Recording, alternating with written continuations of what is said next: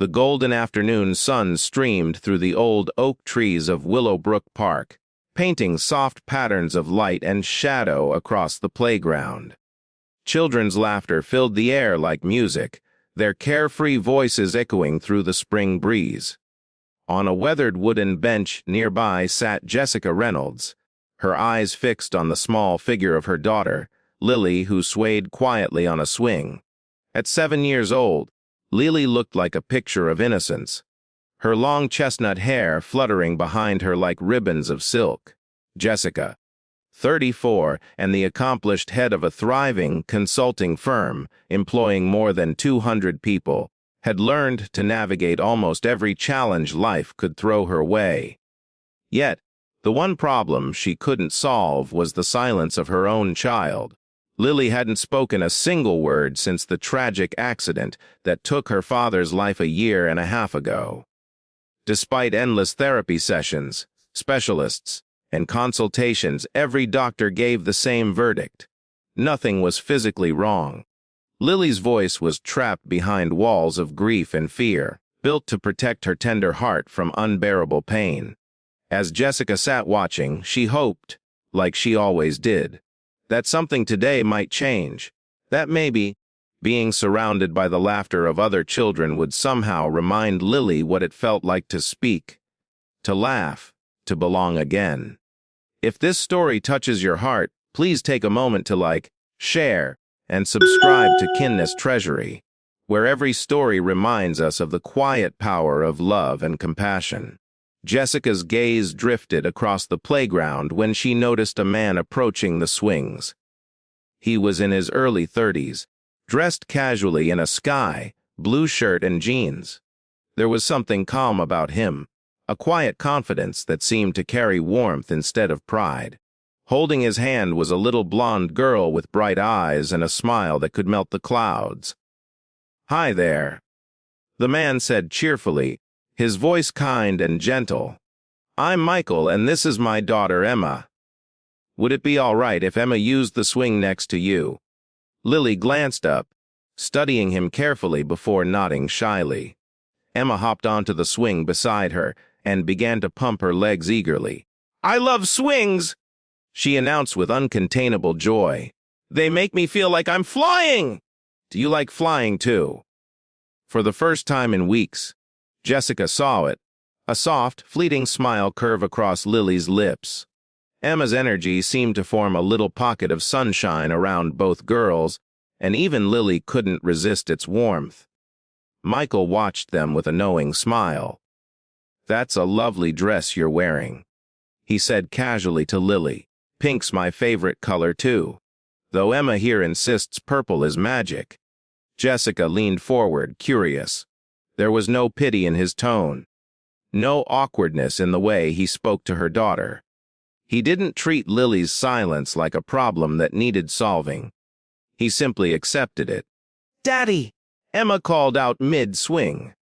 "Teach her the secret flying trick you taught me?" Michael chuckled.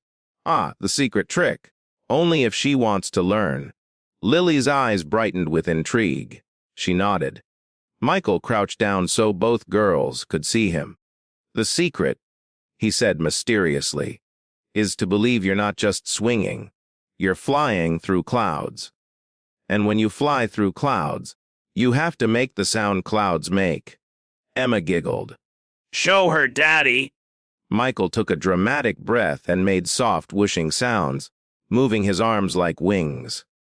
"Whoosh, whoosh, that's the wind through the clouds," he said playfully.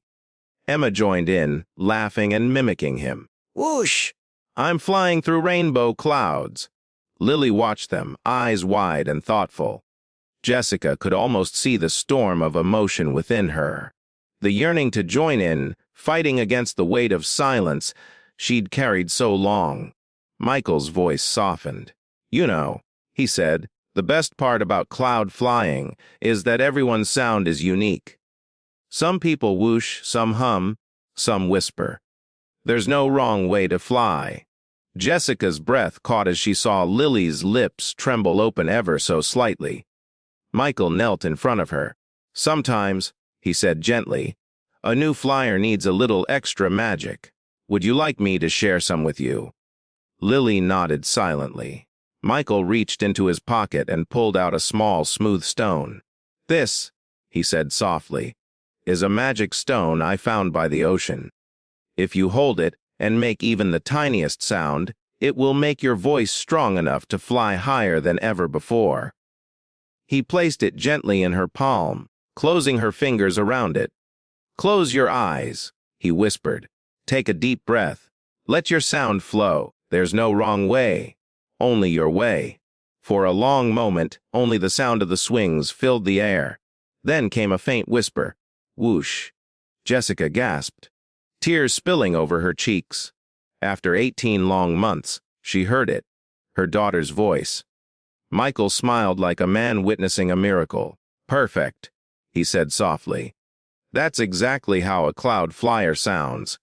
Lily looked at him, her eyes glowing with wonder, then took a deeper breath. "Whoosh," she said again, louder, stronger. Emma clapped her hands. "She's flying, Daddy! She's flying!" The two girls swung side by side, their laughter and whooshing filling the park.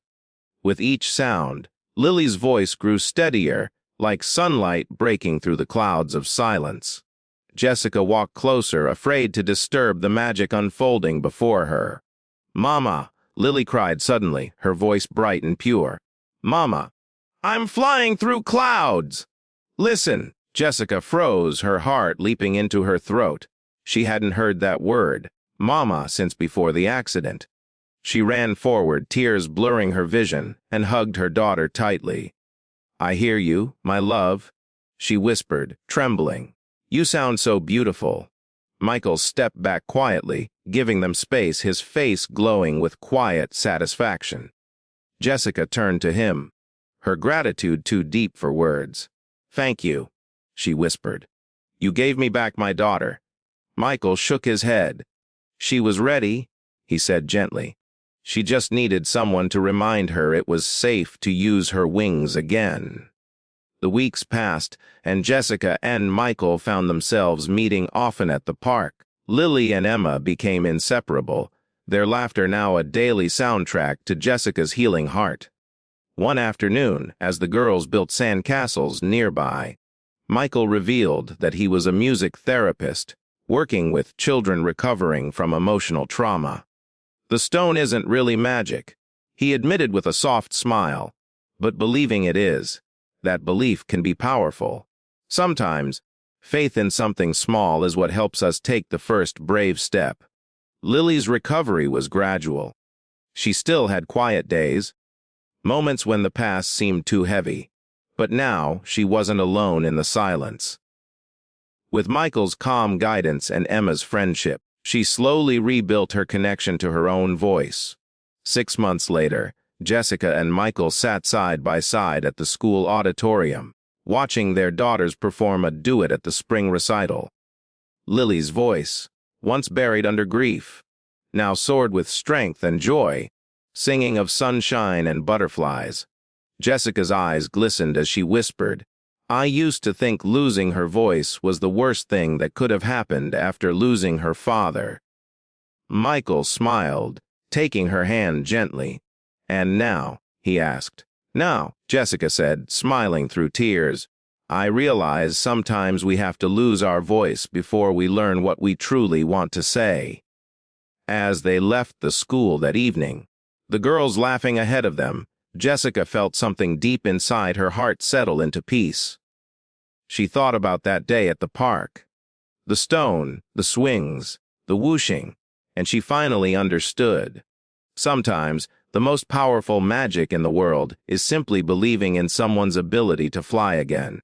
And sometimes, kindness is just patience wearing a smile, waiting for someone to remember how to use their wings.